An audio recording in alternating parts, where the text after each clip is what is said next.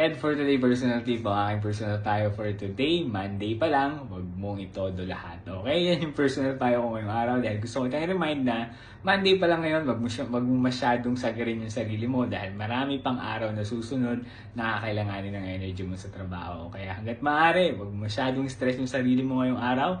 After ng 8 hours of work, umuwi ka sa family mo na mag-relax ka dahil may mga susunod pang araw, no?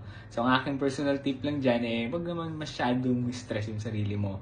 Kakaumpisa pa lang ng week, no? Wag agad ngayon. Kumbaga magtira ka dahil mahaba pa yung week na to, kailangan meron ka pang energy. Kaya hanggat maaari, kung pwede wag ka mag-OT ng Monday, mas maganda para kumbaga hindi mo feel yung bigat ng workload, no?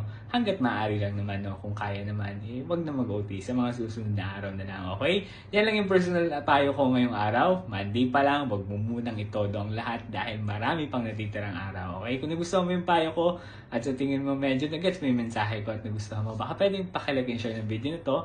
At bilang suporta na rin, baka naman pwedeng pakilike and follow yung page ko na Ed for Today. Pwede mo rin pala akong i-follow sa TikTok, no? At pwede ka mag-subscribe sa YouTube account ko na Ed for Today. At kung gusto mong makita lagi yung mga content ko, baka pwedeng supportahan mo ako sa pamamagitan ng pag-follow ng mga nabanggit kong FB pages, channel, no? Yun lamang. Salamat!